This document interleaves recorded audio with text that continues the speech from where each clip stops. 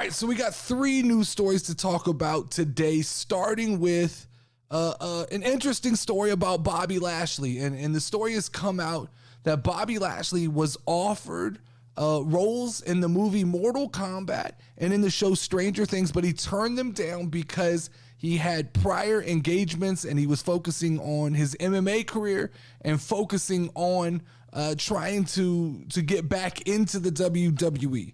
Now, you want to talk about missed opportunities, man.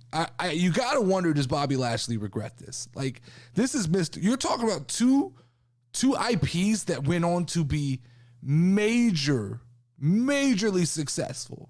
One in Mortal Kombat when they rebooted that movie, and I think now they're doing a sequel, and it feels like I know Bobby Lashley has been in a couple of different movies. One called Blood Out, which I looked up on YouTube, watched the preview. If you have not watched the preview for the movie Blood Out, like right now, stop what you're doing, type in Blood Out, check out the preview. When I say there's bad movies and bad movie trailers, like I think it's an understatement. Watch that and see. So what Bobby Lashley has done up until now as far as movie roles, because he's done a couple of movie roles, is light work, right? I think he's played a wrestler in one, and he played some bad guys in some others. But like, you talk about a missed opportunity. These 2 IPs, let's talk Mortal Kombat. That movie was, I mean, I liked it. I'm not going to say fire, but I enjoyed the movie Mortal Kombat. And like, when you look at Bobby Lashley, like, he is tailor-made. He is fit. He is the real life JAX Briggs. He would have fit into that role perfectly. So that's not a minor role in that movie. I mean, because obviously that's who Bobby Lashley was set to play if he was going to be in Mortal Kombat. You're not making this dude Scorpion. You're not making Bobby Lashley Sub-Zero. He's playing, JAX Briggs. So, like, missed opportunities here for Bobby Lashley. And then you talk about Stranger Things, which I think is like one of the biggest shows on Netflix. I mean, of all time, one of the biggest shows on Netflix.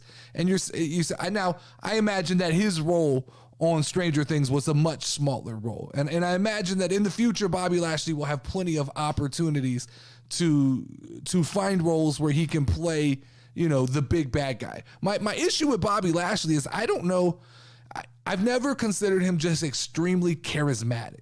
And so I don't know how does that translate. It's the same thing I talk about when I talk about Roman Reigns, and I don't know how Hollywood Roman Reigns is. With guys like The Rock, the charisma was all there. There was no doubt that The Rock could transition over to Hollywood, and it's not a problem. It's the same thing I feel about like Sasha Banks. I don't know what is the shelf life for somebody like her in Hollywood. What is the ceiling for somebody like Sasha Banks in Hollywood? What is the ceiling for someone like Bobby Lashley in Hollywood? You saw it, like, you knew The Rock was going to do it. Batista surprised us, but he always had a personality. He at least had a personality. Stone Cold was a guy that, like, he could play the what? He could do that in like The Longest Yard and a couple movies. He could be a badass. But even Stone Cold never really never hit a level of superstardom. Like, I think there's a little bit of like a delusion that The Rock has given professional wrestlers, in that I think they can just move on from wrestling. And John Cena did the same thing, right? Because John Cena and The Rock, you talk about like the 2 most charismatic wrestlers of all time, that's possibly them. You throw in Hulk Hogan and Macho Man and a couple other guys, but like, not everybody is built like John Cena and The Rock. And so I think what you get is people like Roman Reigns, people like Bobby Lashley. I've seen Becky Lynch talk about it. I'm sure Seth Rollins has the aspiration. But you see these people go, we're going to transition into Hollywood, and I don't know how well that's going to go. I don't know how many of these opportunities you can pass up, like Mortal Kombat. I don't know that there's just roles in abundance for people like Bobby Lashley. I think, like, when I just look at the WWE roster, Seth Rollins probably can transition into Hollywood. I think Bianca Belair will have 0 problems transitioning into Hollywood. So there are people that can do it. I don't know if Roman Reigns, I don't know if Bobby Lashley, I don't know if those are the people to do it. So just interesting to see Bobby Lashley missing out on these roles. Now, ultimately, would he be better off in his career if he would have, let's say, taken those roles and given up on MMA and given up on getting back to the WWE? I don't think so. I think that Bobby Lashley's smartest decision was working his way back into WWE and finding this spot that he has found. And I still think like we haven't even hit the apex of Bobby Lashley's career. I don't remember how old he is. He's in his 40s. But as we talk about all the time with wrestlers, that's still relatively young in wrestling years that I think Bobby will ascend and be a top guy for years to come. And I imagine that there will be Hollywood opportunities for Bobby Lashley if that's really what he's seeking out for. Second story we're going to talk about here is the betting odds for WWE Survivor Series have come out. And typically when these odds come out, I tend to agree pretty solid with what I believe is going to happen. Usually lines up pretty good with what happens in the odds. That doesn't mean that's what happens when we go and watch the television show. The odds are incorrect a lot. And I don't even know how betting on WWE works. It's a weird concept to bet on a sport that's predetermined. I guess that just like people who know the finishes are sworn to secrecy. And I don't even know like what kind of bets. It would be interesting. I might do a whole topic one day just on the intricacies of betting on professional wrestling and how and what you can actually do. Because I think I don't know if it's DraftKings or FanDuel. One of the big boys actually allows you to bet on pro wrestling, I'm sure. But I think these odds come from a smaller odds maker. But let's take a second and let's look at the odds that they're giving us right now for Survivor Series, War Games. And we'll start with the men's War Game match. This is one already right off the bat that I don't agree with. They have the Bloodline at minus 160, and they have the Brawling Brutes, or what are we calling them? The European Brutes, the Brutes. We'll call them the Brutes. They have the Brutes at plus 120. I just don't see this match going this way, and I'll make my picks later in the week with Level Up Lauren. But right now, I'll give y'all an insight on what I'm thinking. I don't think that's right. That doesn't seem right to me. This seems like the prime opportunity to hand Roman Reigns a loss without actually having to have him take a pinfall. It's an opportunity to get someone like Sami Zayn or Jay. Heard an interesting concept. We're all counting on the fact that Sami Zayn is going to be the one that gets isolated from the Bloodline. But Jey Uso could be the one to get isolated from the Bloodline. Jey Uso could take the pin in this match, and Roman, there could be, repercussions from Roman, and it could cause some problems within the Bloodline. But I don't like those odds. I don't like if I'm betting on this match, I'm not betting this match at minus 160. I think that I really think if you believe what's been going around, I think Kevin Owens, the reason he is fighting through injury is because this is a coming to be moment for Kevin Owens. And I think he is going to stand above all at the end of this match. I think he pins either Jey Uso or he pins Sami Zayn. I'm guessing it's Sami Zayn, but I like the idea that it could be Jey Uso. The second War Games match, the women's War Games match, they have Team Belair at plus 225 and Team Bayley or Damage Control at minus 350. I like that. I like those odds. I think Bayley needs a win. I think Rhea Ripley needs to be booked strong. I don't think Mia Yim is in need of some big win. I think, heard a theory. I heard another theory I liked. I heard a theory that Alexa Bliss may not make it to Survivor Series. That as we go into Friday SmackDown, there could be a chance that Bray Wyatt seeks some kind of revenge on Alexa Bliss and knocks her out of the match, and we may have two open slots. We may find out something like Becky Lynch is in the match at the beginning of the show, and we may find out that there's another open slot going into War Games, and I like that idea. But I do agree. I agree 100% with this right here. Plus 225 for Bianca seems right. That seems right on line with where I am.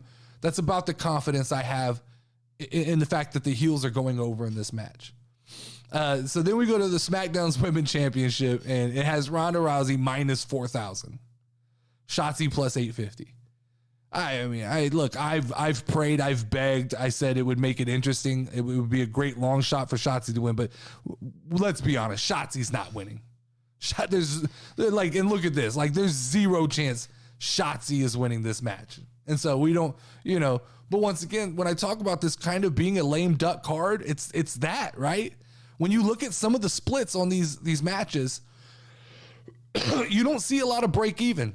You don't see a lot of the plus 150, minus 150, which to me means that there's not a lot of confidence. When you get minus 4,000, it means that there's literally no chance that Shotzi wins that match. We got AJ Styles minus 400, Finn Balor plus 250. I like it. I think AJ needs a win. I think I read a stat the other day, and I read it on the podcast last Friday, that AJ hadn't won a pay-per-view event in 3 years. It's time. This is it. This is time. This is one he can win. I hate it because Finn Balor's on my fantasy team, but I think that like this is the proper time. I don't know. Like I still don't know the Judgment Day. Like sometimes I feel like they're getting over, and other times I still feel like they're like a rabid group of 8th graders. It's just what I see when I see them. And like Damian Priest, like non-existent. I have all these problems with the way they're booked, yet I still try. Like I still come back and bet on them every premium live event. And then last we have WWE United States Champion Seth Rollins at minus 150 versus Bobby Lashley at plus 150 versus Austin Theory at plus 150. So they've got Seth Rollins winning this match. I think that's a safe bet. I think that the status quo staying the same here, that's a safe bet. I don't think they do anything drastic here.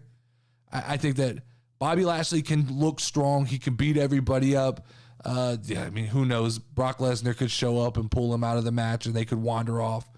I think Austin Theory takes the pin here, guys. And I said, y'all, everyone overreacted to the new bearded Austin Theory, and then he ran away from Bobby Lashley, and I think he takes the pin in this United States Championship match, and I don't know, where does that leave us? Someone explained to me that maybe he's not done with hitting rock bottom. Whew. That's a long fall. That is a long fall from the top after kind of losing the Money in the Bank cash in to coming back and having a good night the next week to then running away the next week like that. That feels a little bit like erratic booking to me. It does feel a little bit like erratic booking. 5 matches is what we've got. That's what we've got on this card. I still think Bray Wyatt gets put in here somewhere. Whether it's a match or whether it's just a speaking moment, I think that fills out the card. And it's apparently the tickets are selling out. Apparently people are excited for this. I look at this and I still go, outside of that men's war game match, I don't know what I'm just overly hyped for. Last story of the day is injured superstar Montez Ford says he is back to feeling 100%. That's good news, man. I forgot that Montez was hurt. I literally forgot. And the other day I listed off a list of reasons why I thought that Raw had been so boring. Add Montez to the top of that list. And I don't mean it's boring because, it's boring because Montez Ford and Angelo Dawkins have not been on TV, and I am a huge fan of the Street Profits, right? Add it to the list. No Kevin Owens. We haven't had Kevin Owens. We just got him back. No Montez Ford, no Becky Lynch, no Cody Rhodes. No wonder Raw is struggling to book matches. No wonder Triple H is struggling to book Raw. He's very handicapped. Imagine right now what happens when Triple H gets that war chest back. 100% roster. He has everybody to work with. That'll be the real test. I'm critical of Triple H right now, but I really will begin to judge him when he has that full war chest and he's able to book at 100%. Look, I swear, if Montez Ford comes back and they immediately book him against the Alpha Academy, I'm done. I can't. Alpha Academy, Alpha Academy needs a repackaging, and that makes me sad because I like Alpha Academy. I really do. I like Chad Gable and I love Otis, but they need a rebranding. They need a refresh. Maybe it's not a full 100% repackaging, but the Alpha Academy, they need a rebranding.